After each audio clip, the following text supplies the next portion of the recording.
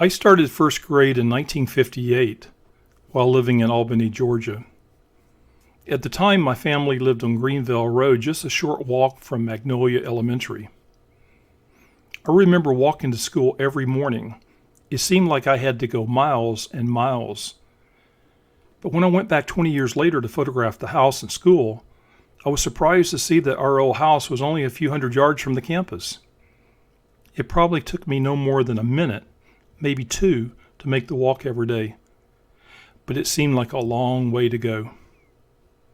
My sister Lisa and I had planted a peach pit in the backyard while we were living there.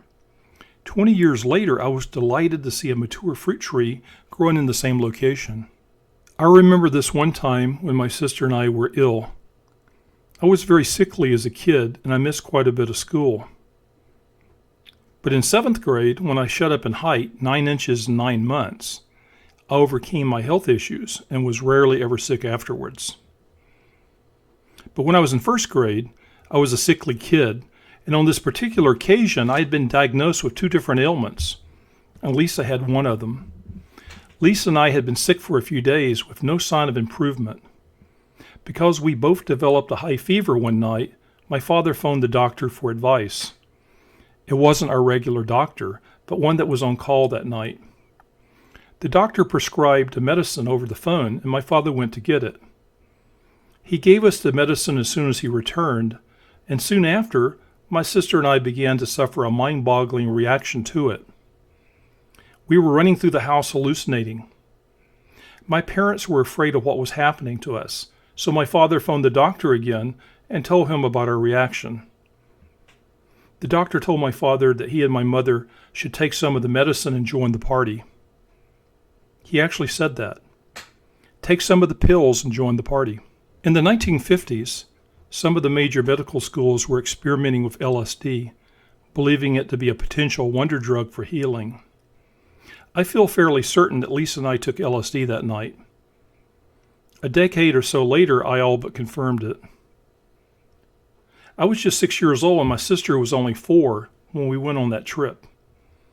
Mine was amazingly beautiful, but my sister's experience was bad.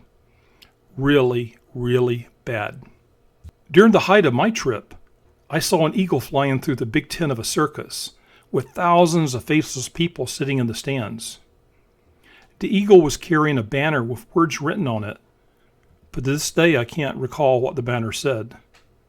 I had just started reading, and the words I saw on the banner were just too big for me. While I was experiencing a good trip, my sister was being eaten alive by venomous spiders, snakes, and assorted other nasties. Lisa was terrified, and she spent most of the night screaming and crying. I was all smiles, though. My parents, realizing that I was happy, left me to my own devices and concentrated their efforts on caring for my sister. At breakfast the next morning, I watched as a little train filled with circus animals made its way around the dining room. This cute little witch was operating the train. The train went up and down the walls and across the ceiling, and then back again. My sister could see the train too. By morning, she had experienced the last of her bad hallucinations, and now she was all smiles just like me. It drove my parents crazy when they watched the 2 of us lift our feet so the train could pass beneath us. They looked, but there was nothing there. But we saw it. A few hours later, and we were back to normal. Our fevers broken and our trips completed. There were no more trains or eagles to be seen, spiders or vicious snakes to be feared. My parents put my sister and me to bed, and we slept the rest of the day, and that night as well. A day or two later, and I was back to school.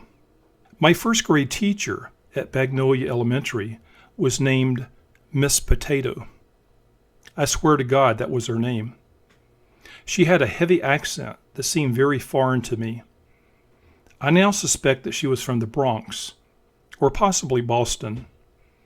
She was definitely from the North. I couldn't comprehend half of what she said, and this may have been what led her to decide that I was mentally disabled. Apparently, she wrote that in my school records, and the label stayed with me for a couple of years, until I was in a new school with a new teacher, Miss Potato had probably wondered about me. When it was time for all the kids in my class to put their heads down on the desk and take a nap, I just couldn't get with the program. And once, when we were cutting out paper dolls, mine came out with an odd number of arms and legs. My classmates all laughed, and no one could figure out how I managed to do that.